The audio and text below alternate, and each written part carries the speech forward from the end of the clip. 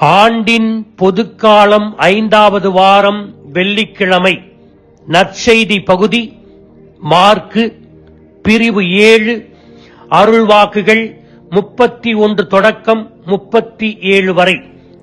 இன்றைய நற்செய்தி காது கேளாத மற்றும் வாய்ப்பேச முடியாத மனிதனை குணப்படுத்துவதன் வழியாக பார்வையற்றோரின் கண்கள் பார்க்கும், காது கேளாதோரின் செவிகள் கேட்கும் என்ற எசையாவின் மெசியா பற்றிய தனது இறைவாக்கை இயேசு எவ்வாறு நிறைவேற்றினார் என்று விவரிக்கிறது.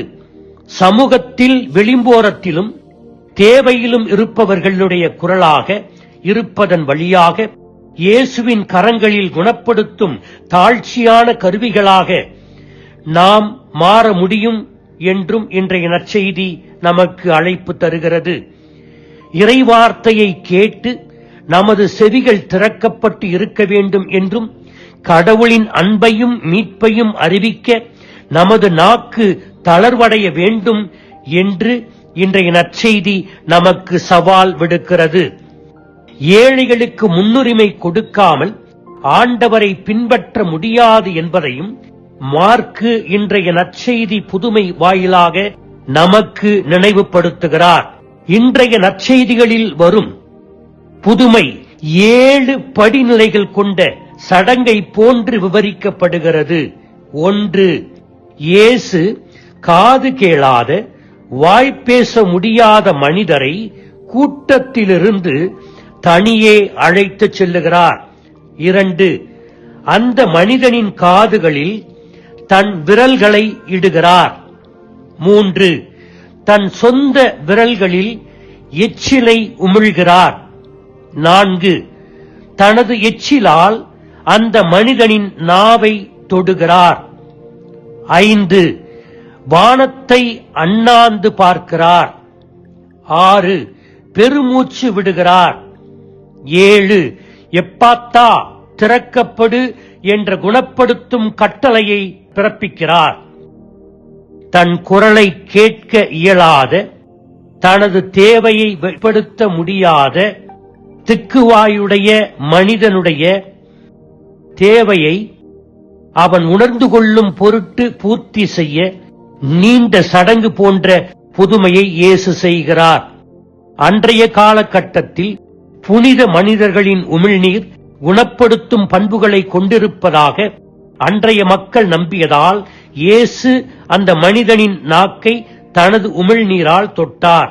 இந்த மனிதருடைய காதும் வாயும் திறக்கப்பட்டது என்பது மிகப்பெரிய புதுமை அல்ல.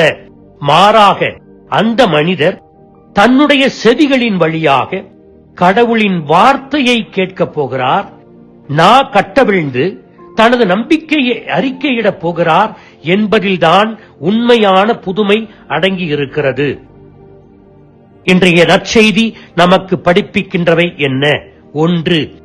நமது நாவையும் தொட்டு குணப்படுத்த விரும்பும் இயேசு நாம் நம் நாவுகளை கட்டவிழ்த்து ஆன்மீக பசியில் உழல்பவர்களுக்கு நம் வழியாக இறைவார்த்தையை பகிர்ந்து அடுத்தவர் வாழ்வை நாம் தொட வேண்டும் என்று நம்மை அழைக்கிறார். 2. நமது ஆன்மீக செவிட்டுத்தனத்தையும் பேச முடியாத நமது நாவையும் இயேசு குணப்படுத்த நாம் நம்மை அனுமதிக்க வேண்டும். இல்லையெனில் ஜெபத்தில் கடவுளிடம் பேசுவது கடினமாக இருக்கும். அதேபோல விவிலியம் மற்றும் திரு அவை வழியாக கடவுள் நம்மிடம் பேசுவதை கேட்பதற்கு இன்னும் கடினமாக இருக்கும். 3. இன்றைய நற்செய்தியில் வரும் காது கேளாத வாய்ப்பேச முடியாத மனிதரைப் போல நாமும் இயேசுவை தேட வேண்டும்.